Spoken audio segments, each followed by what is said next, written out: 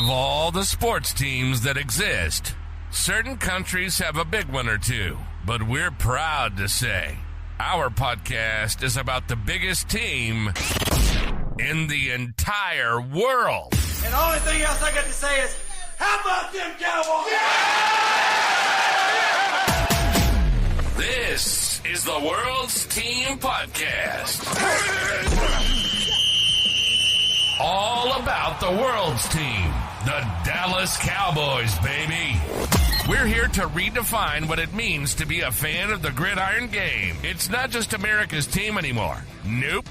We're taking that star-studded pride and spreading it across the globe. Each week, we dive into all things Cowboys. From game analysis that'll have you on the edge of your seat, to reactions and all the latest news. Whether it's free agency frenzy, draft day drama, or injury reports that make us want to hug our lucky jerseys a little tighter. We're bringing in fan groups from all over the place, from Germany, France, Brazil, the UK, Canada, Japan. Everybody gets to share their 2 cents on America's favorite team. And here we go! America's team! Mexico's team! World's team! My Dallas Cowboys! And now your hosts, Paul Stewart and Mike Poland. Hello. Good morning, Cowboys Nation. It is the 13th of July, 2024, and welcome to another episode of The World's Team. Bringing in Cowboys fans from all across the world. I am your host, Paul Stewart, and as always, I have my co-host with me. You know him as the Welsh Dragon from bloggingtheboys.com. It's no other than Mr. Mike Poland. How we doing, brother? Yeah, it's all beautiful. It's another beautiful weekend. So it's a good weekend because you're not in work. That's a good thing. But that's a good question, actually. Are you off on Monday? I'm not, no. Oh, it sucks to be you, brother. Sucks to be you. Right, what's going on in Scotland? I know you guys have some crazy bank holidays. We've got a bank holiday. Our bank holidays are completely different towards the UK. I don't understand it, but I'm just happy I'm not in work on Monday, so I'm happy. Tequila and Desperados on the weekend, then. If it's sunny, perhaps potentially. It's a good shout. It's a good shout. I will say that. In case for our American listeners and anyone outside the UK don't know what Desperados are, it is a tequila-infused beer produced by Heineken, and it is absolutely amazing. It gets you shedded. Absolutely. You can easily drink a 12-pack of that as if it was water. Oh, yeah. Easily. And just have the feeling of no legs. Oh yeah, we've certainly had that feeling way too many times in my time, that's for sure. But yes, it is the 13th of July 2024, as we just kind of mentioned there. And Mike, we're coming up for training camp just shortly. I know, it's exciting. It's like... So, like, you have the draft, and me and you, we both love the draft. Like, the draft's one of our big things. But then, like, draft finishes, you still got a little bit to talk about as you get into May. Then all of a sudden, June and July strikes, and things start to run dry. And you're like, I don't know what to talk about. Like, if for the UK Cowboys, we do the position breakdown series each week. And, like, if we didn't do that, it's like, well, what have we got to talk about? There's not much going on. And then all of a sudden, camp hits, and you're like, oh, baby. Yeah. Yeah, it's so true though, but there has been a good couple of headlines that have just came out this week, and number one of all of them is that our quarterback, Dak Prescott, has been voted number one by Pro Football Network, aka PFN. Yeah. Number one in the NFC, above all the others. Brock Purdy was third. I think Jalen Hurts was fifth.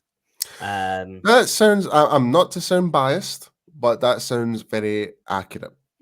Like I would say, yeah. I mean, like especially when it comes to Jalen Hurts, for sure. Yeah. I mean, you want to put Purdy as a top three? I'm kind of like, I think was Stafford second. I believe. I could be wrong.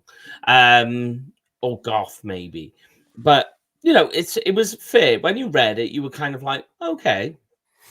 Rookie quarterbacks, I think we're right near the bottom. It makes perfect sense. You don't, all right, you can try and say, you're like, you know, all right, they were really good in college, but until you start seeing what they can do in the pros, you know, we've seen one before. Me and you talked about it, and they had like the rookie quarterbacks as like top 5 quarterbacks or top 10 quarterbacks in the NFL, and you're like, these guys haven't even thrown a ball in the NFL. Yeah, I know what you're trying to project, and you're looking at what's there, but until you know, you can't say. It's just ridiculous to say it. it's insane. Like for me, like the fact that Caleb Williams is not even it's not even had a snap in the Yeah, NFL, and yet he's ranked higher than the mass majority of all the quarterbacks that are well established in the NFL. It's just absolutely insanity to me. It really is.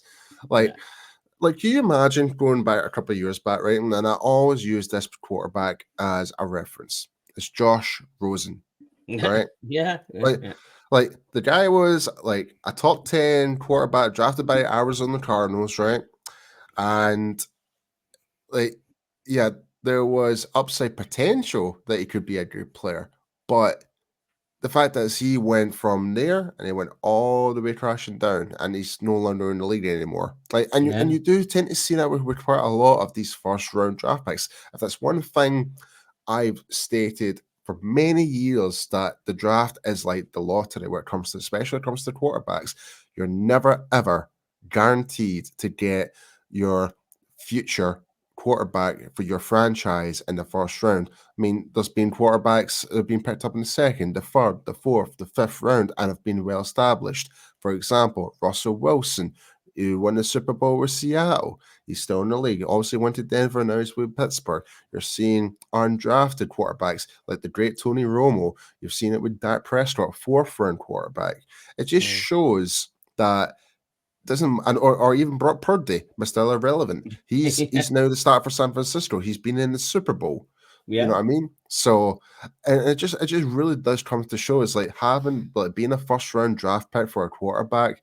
Yeah, there's that extended pressure on you, but again, it's never ever guaranteed that this particular player is going to be your guy. Essentially, Mm. Yeah. I think what it proves, I think, is that you know, taking a first round quarterback's fine, but I think what it proves more than anything, if you look at all of these teams where we talk about the quarterbacks who've been successful, you know, even when you say Tony Romo was the undrafted and he kind of came out of nowhere, but when you talk about it, really, when you stop and you look at it, why were they successful? And I think, yeah, okay, you mentioned the pressure, the first round moniker pressure it is a thing, it does happen, and absolutely. you see some first round quarterbacks that will move from one team to another, and they start to generate. Golf is a good example of that. Golf Golf, is a great example because, yeah, like for him to be in the situation where, like, yeah, he may have got to the Super Bowl with the LA Rams so many years ago where he lost to the Patriots, yes, but did he get the best use under Sean McVay? mm, Definitely not. That's why they traded for Matthew Stafford. And when yeah, he went to the Detroit Lions, he was more better suited to that offensive scheme, better suited to how the style of those coaches, the Dan Campbell, pressures. the pressure is off, and you actually got to see Jared Goff actually produce a lot more better football. Yeah, yeah, And it's the same with like Baker Mayfield. You could yeah. say Another example. you could argue that right now, No, like I'm with you. like like Cleveland, like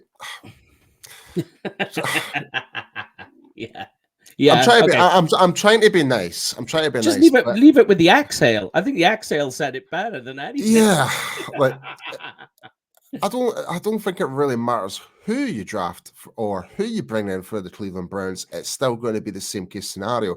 We're now, like, there's that discussion now with Deshaun Watson now, but Yeah, I yeah, think the yeah. matter of fact is like when you look at all the quarterbacks they've had in the past, like from first rounders, etc., and still not managed to have that key moment of success, having a playoff run, etc. It's like there's a deeper line here. It's actually the actual deep roots of the team. It's the problem, not the Yeah, actual players, essentially. But exactly. now you see Mayfield at Tampa Bay. He had a Mm, great stint, that brief mm, sprint at the LA Rams. like where he just came off the plane and actually balled out for those remaining games of the season when Matthew Stafford got injured. Then that's why he got his contract with Tampa Bay, and now he's been given his new extension, I believe, with Tampa Bay. So he's the future for them for the next 4 or 5 years. So, but again, it just kind of proves the point. It's like quarterbacks are better. Like for me, depending on the quarterback, there's a preference. Like style, the coaching style needs to apply to that quarterback and to get the best out of them. So, I think. Oh, I'm sorry. I was going to say, however, and this is the big question: is Trey Lance? We're going to see plenty of Trey Lance in training camp and in preseason. I know, and this is that one I am kind of somewhat excited for. But again, I'm somewhat. What is the plan going forward? Yeah. That's the big lingering question when it comes to Cowboys Nation right now. What is the future for the Dallas Cowboys when it comes to the quarterback? Obviously, as we know, like we have our sources within the Cowboys media. We do believe that the Dallas Cowboys will extend that during training camp. That is pretty much almost a given. But where does that leave Trey Lance, etc.? But other than that, let's talk about Trey Lance as the player. At San Francisco, did not work out really at all. Did not work out. For him to come under the Dallas Cowboys to play under a similar style of quarterback under Dak Prescott, similar build, similar stature, same type of abilities. It's all about it's more up here now. Does he have the same coachability about Trey Lance that Prescott has to actually fit the mold of what Mike McCarthy and the coaching staff are looking for? So that leaves the question. But speaking about quarterbacks, Mike,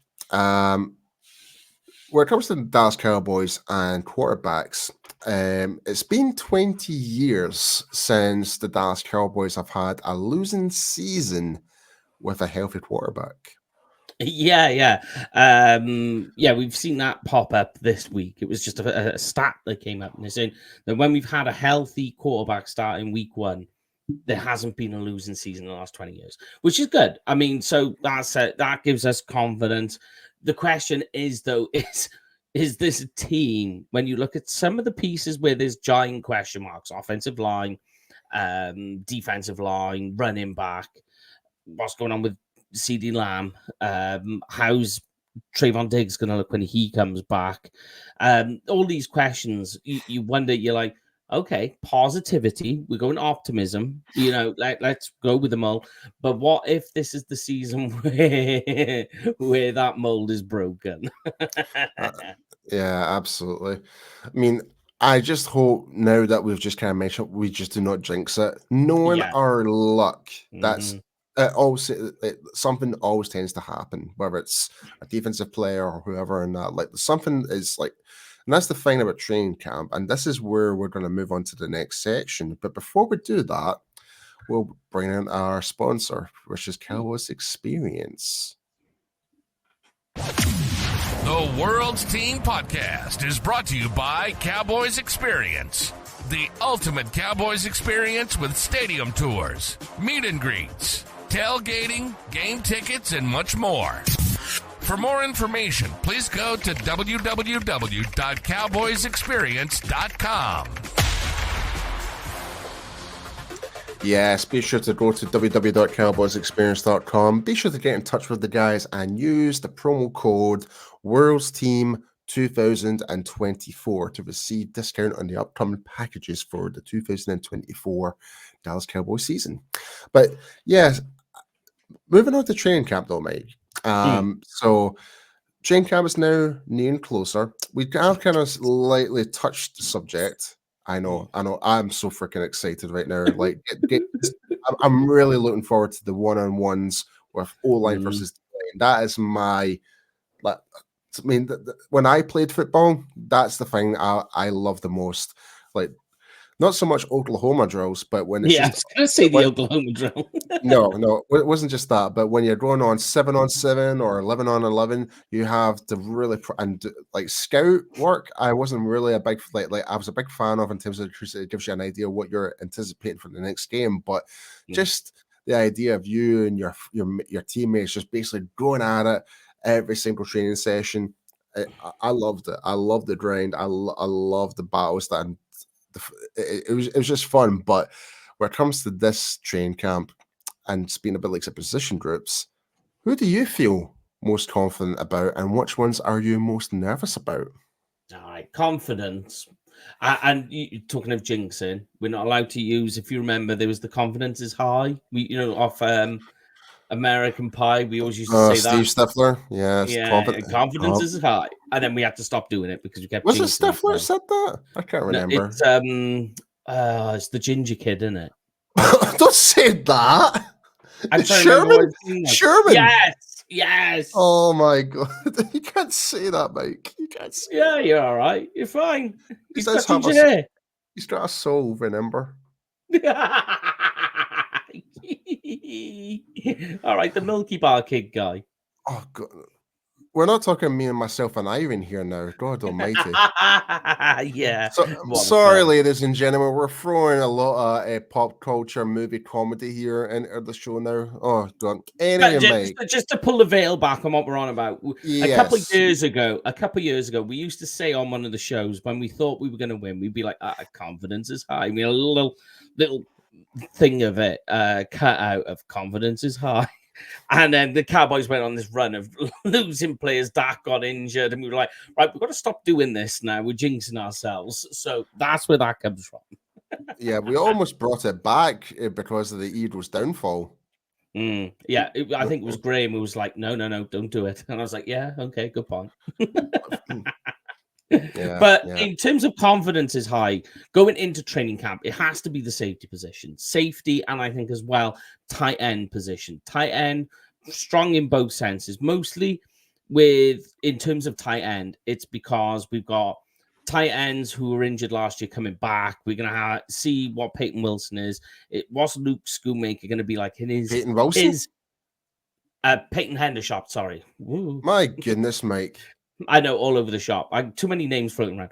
Peyton Hendershot. Yeah, so we're going to see what he can do. What's he like? What's Schoonmaker going to be like coming off injury and another year of development? What's that going to? But obviously, it's all about Fergie.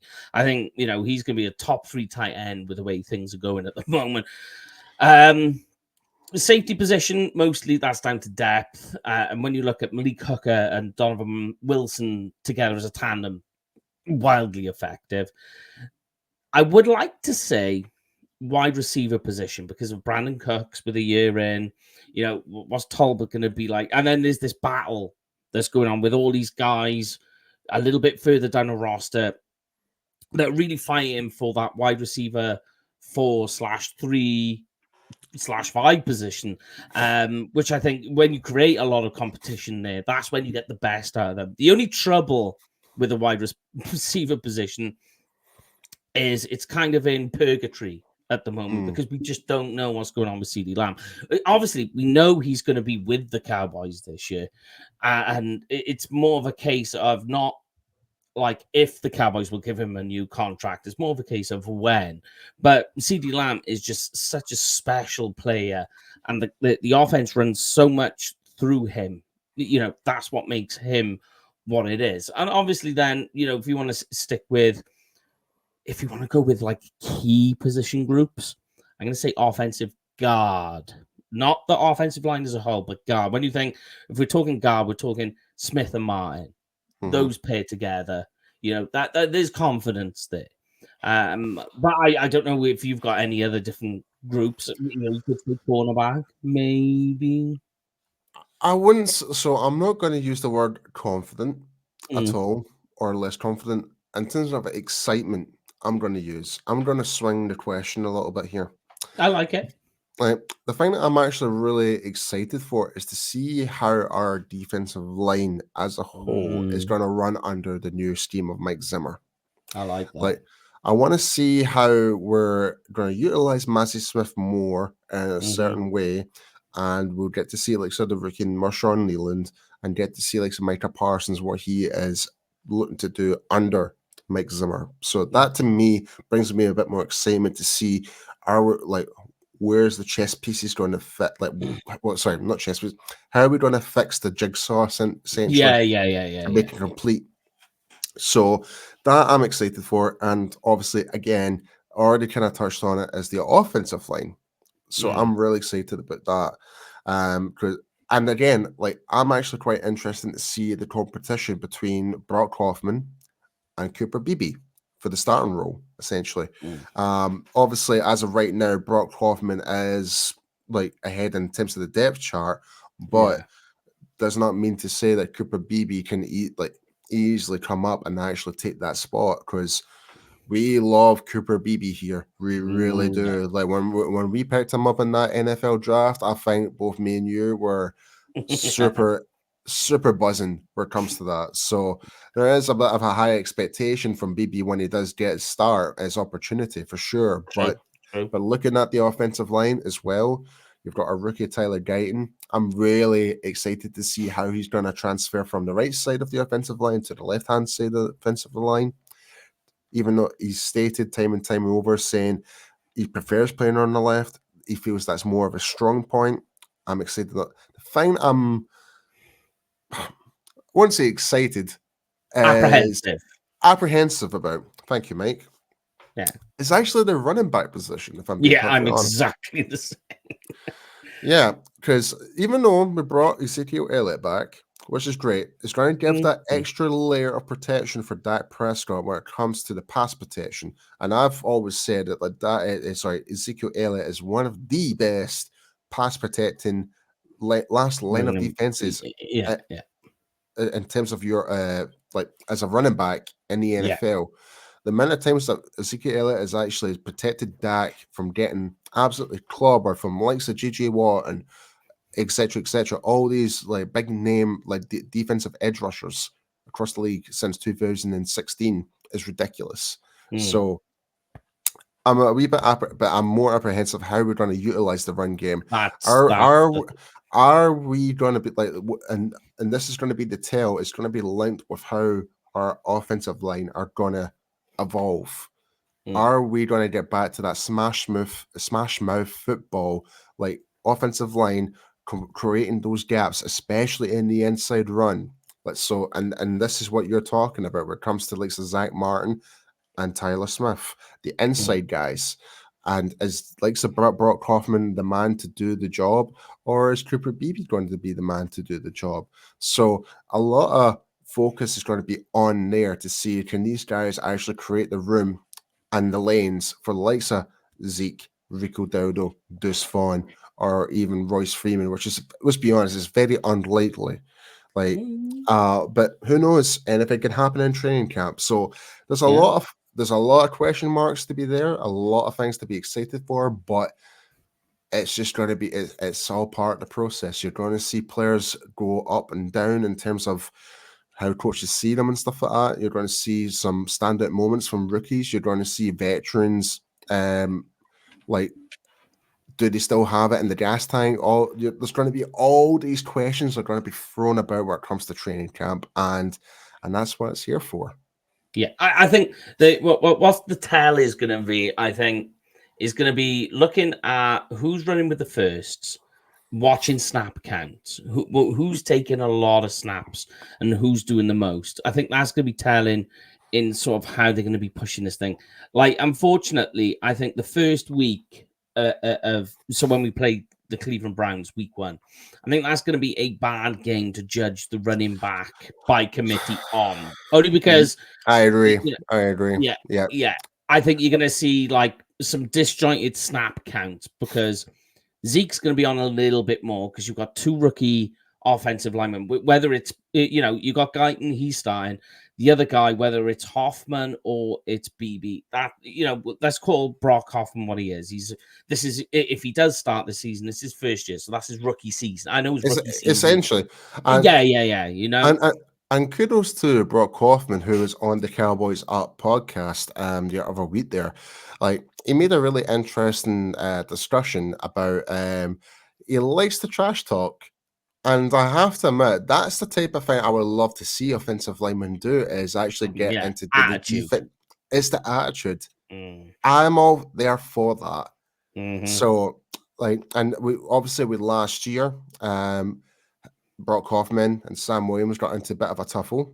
And Mhm. obviously, at the time, Tyler Biadasz came out of nowhere, and then a fight kind of broke out within training camp, and obviously it got separated and stuff like that. So, but that's the thing, though, mate. Are we expecting to see any fights this year? Yeah, we got Like, okay, let's do a bet. I am going to say there's going to be at least 3 scruffles, not fights, but there's going to be 3 altercations in this year's training camp. they've got a I believe it's the Rams. They have a joint training Scrimmage. session with them. Yeah, It's called the scrimmage, yeah. Just before they break up for camp. This can be. There's at least 2 fights there, 2 breakouts. You know, It will be the same with the Chargers as well. I believe we've got them as well. it might be the Chargers, not the Rams. You're probably right there. It's one of the LA teams. Yeah, it's one of the LA teams we've got a scrimmage with, and we've got the games with them as well. So Yeah, very interesting to see. But I tell you another one. I was going to say though, another position I'm apprehensive of, and I know you mentioned it already about with Mazzy, but what I'm thinking I'm apprehensive on is the 3 tech position more specifically. I mean, Really? Osa, and that's it. Yeah, it seems to be he's the only guy we've got, really. I mean, we do have Chancey Goldston. Whether, like, and that kind of leads the question, though, mate. Like, if we decide to fix Goldston, at the free tech position, obviously you might have to maintain his size, because he has put on more weight, obviously, because he has kind of become that more hybrid player under Dan Quinn. He can play in the outside and he can play the free tech. If I'm being perfectly honest, we have seen more of a highlight reel with him playing on the free tech in of all the times we've actually seen him play.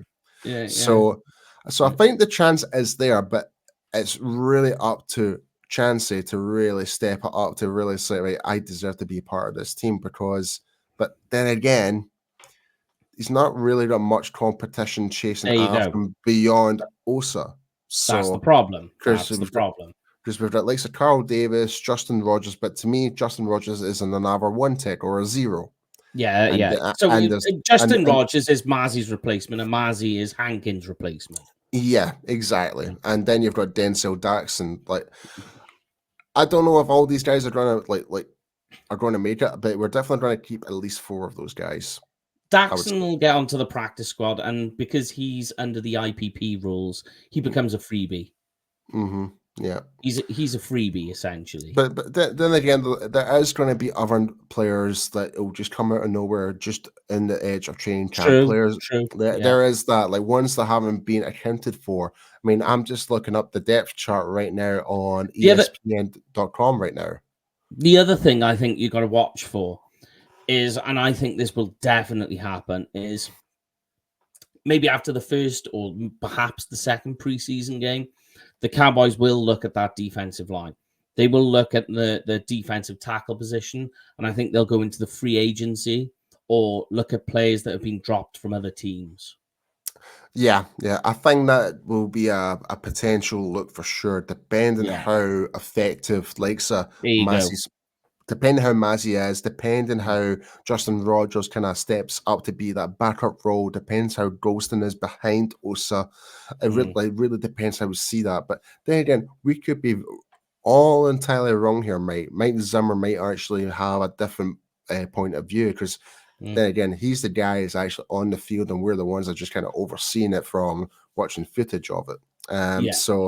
So he's getting the more hands-on approach, getting to know these players, get to know their their ticks, and everything. What drives them, what demotivates them. So he's there, and then day in, day out with those guys. So Do I have every confidence that we're going to make the right decision under Zimmer in terms of the defense? Without a shadow of a doubt. If there's one thing I always keep saying to people is if you want to know what Mike Zimmer is like as a coach, especially a defensive coordinator, go back and watch the Hard Knocks season under the Cincinnati Bengals where Mike Zimmer was the defensive coordinator.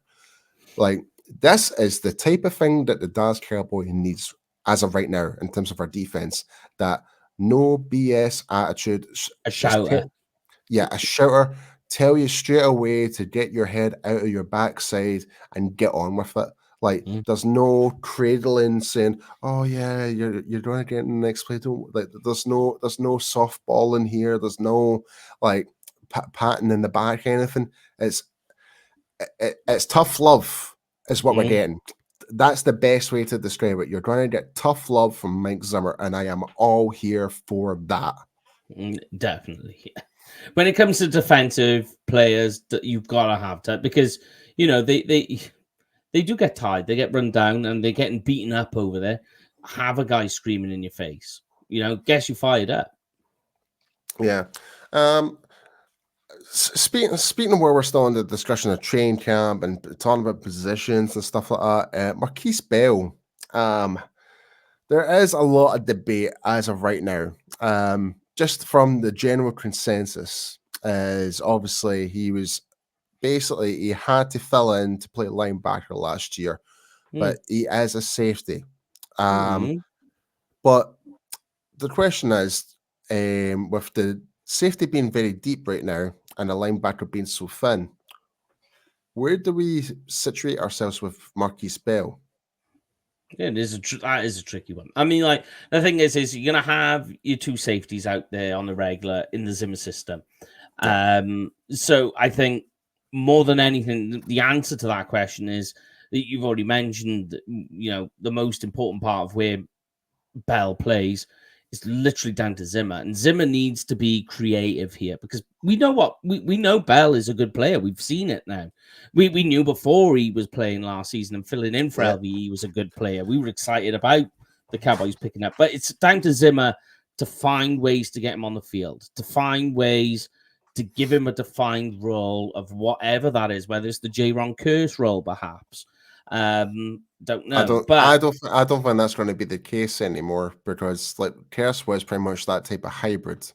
And like Bell, to a certain degree can be a hybrid, but he is not a linebacker in terms of, like, he does get into the position well. He can tackle in terms of technique, but the thing that locks him down is size and strength. Because you're getting a pummeling.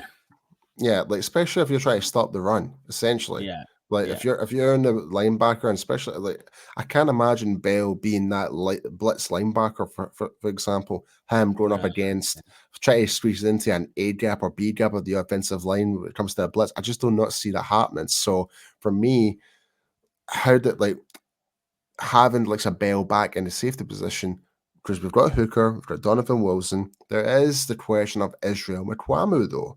That leads to, like, we had discussions before on our other podcast with the UK, on the UK Cowboys. It's like, what do we do with McQuamu? Because McQuamu is a specimen. To me, I would put him back in the cornerback position, if anything, and let Bell take that spot, if I'm being perfectly honest with you.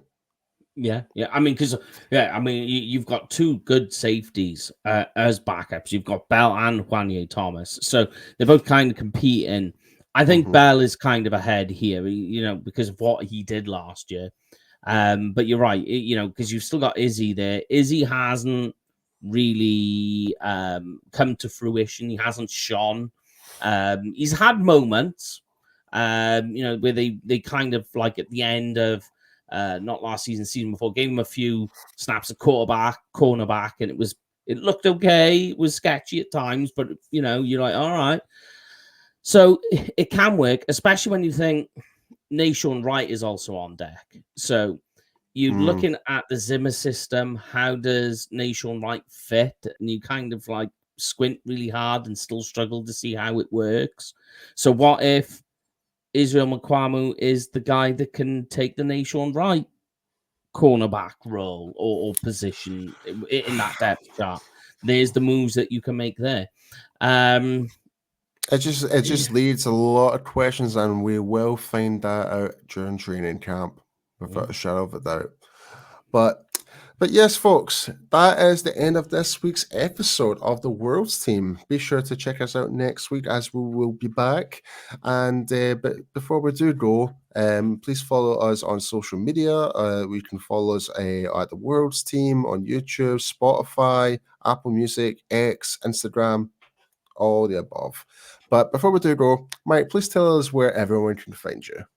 Yeah, you can find me on Twitter at Kenfig Cowboy, Kenfig with a K, Cowboy with a K. And what about you, Paul? Where can they find you?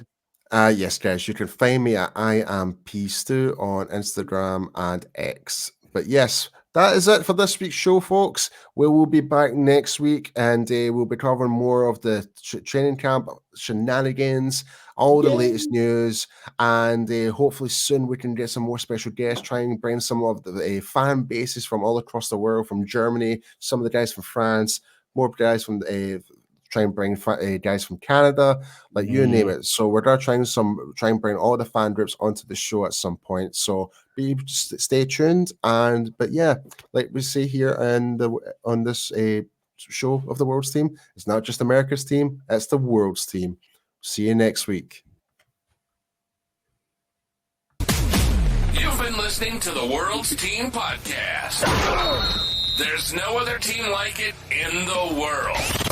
Nothing more electrifying than the Dallas Cowboys. And we're here to prove it. We bring in fan groups from Germany, France, Brazil, the UK, Canada, Japan. We're everywhere, baby.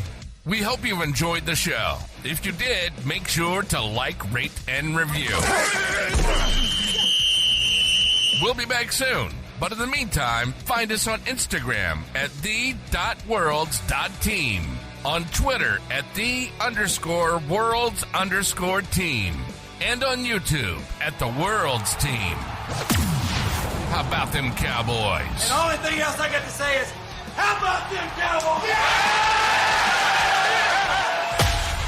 See you next time.